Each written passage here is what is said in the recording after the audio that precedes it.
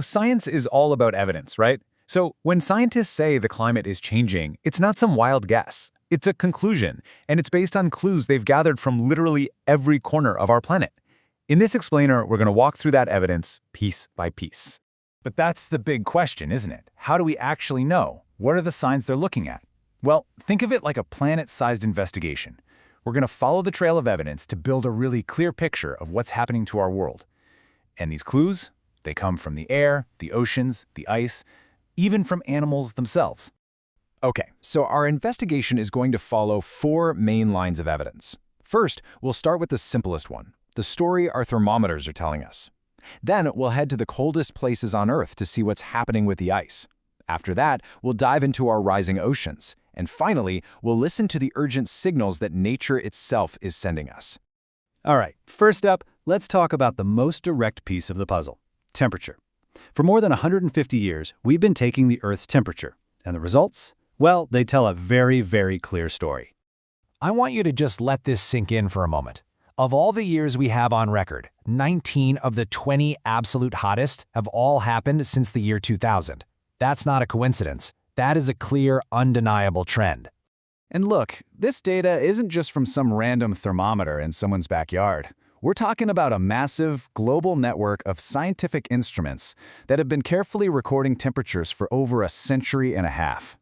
We've got data from thousands of weather stations on land, from buoys floating in every single ocean, and even from satellites looking down on us from space.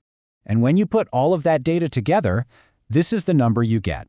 The planet's average temperature has gone up by about 1.2 degrees Celsius since the 1850s. Now, I know that might not sound like a huge amount, but it's an enormous amount of extra energy trapped in our climate system. And it's also important to remember that's just an average. Some places, like the Arctic, are warming much, much faster. Okay, let's move on to our second big piece of evidence. Because, well, a warmer world means one very simple thing for ice. It melts. And the data coming from the coldest parts of our planet is one of the most dramatic signs of change we have. So think about the Arctic Ocean. Every summer, some of that floating sea ice melts, and then in the winter, it's supposed to refreeze. But here's the thing. Since we started watching from space back in 1979, less and less of it is refreezing each year. We're now losing about 13% of that summer sea ice every single decade. And it's not just the ice floating on the sea. The gigantic ice sheets on land are melting too.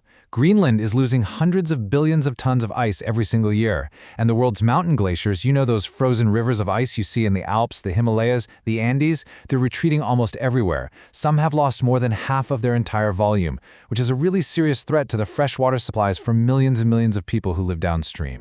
Right, so where do you think all that water from the melting ice ends up? Yep, into the oceans. And that, combined with another effect of a warming planet, leads us straight to our third major piece of evidence. But that meltwater is actually only half the story. The other big reason is just basic physics. It's something called thermal expansion. As the ocean soaks up all this extra heat from the atmosphere, the water itself gets warmer.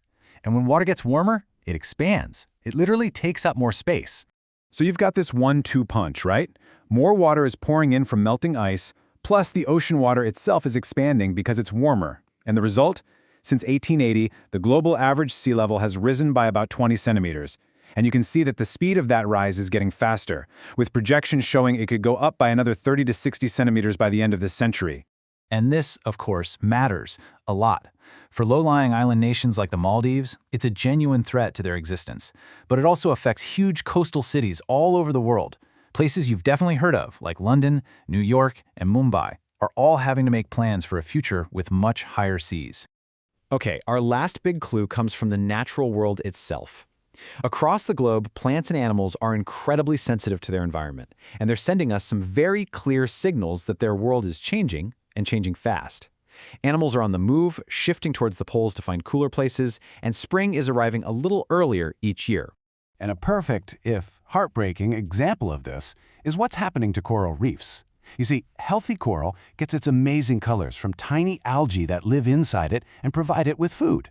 But when the water gets too warm, even by just 1 degree, for too long, the coral gets stressed out and basically kicks its little algae friends out. It turns a ghostly white. This is called bleaching. And if the water doesn't cool down in time, the coral will starve and die. And if you want to see how fast this problem is accelerating, just look at the Great Barrier Reef. There have been 6 major mass bleaching events since 1998. But look closer at the timeline. 4 of those 6 have happened just since 2016. It's an urgent signal from nature that we simply cannot afford to ignore. So far, everything we've looked at has been from the last 150 years or so. But what if I told you scientists can look back way, way further? This gives us the ultimate context for the changes we're seeing today. This is one of my favorite parts. It is just incredible. Scientists can drill deep down into the Antarctic ice sheet and pull up these long cylinders of ice called ice cores. Trapped inside that ancient ice are tiny little air bubbles, perfect tiny time capsules that preserve a sample of Earth's atmosphere from as far back as 800,000 years ago. And by analyzing those bubbles, we can see exactly what carbon dioxide levels were like through multiple ice ages. What that data shows us is that for 800,000 years, CO2 levels never, ever went above 300 parts per million. Today, we're over 420. Just look at this chart. It shows you just how far off the charts we really are. All right, time for a quick check to see what you've remembered. First question, how many of the 20 hottest years on record have happened since the year 2000? The answer is 19. Just an incredible statistic. Next up, by about how much has the global average sea level risen since 1880?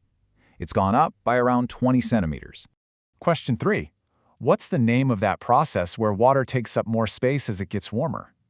That key scientific principle is called thermal expansion. And for our 4th question, thanks to those tiny time capsules trapped in the ice, how far back can scientists track what was in our planet's atmosphere? They can go back an amazing 800,000 years. So how'd you go? As you can see, the evidence is coming at us from all angles. But wait, you might be thinking, hasn't the Earth's climate always changed? And you'd be right, it has. So what makes today any different? Well, next time we'll explore those natural causes, from volcanoes in the Earth's orbit to the sun itself. Join us then on the Time Map.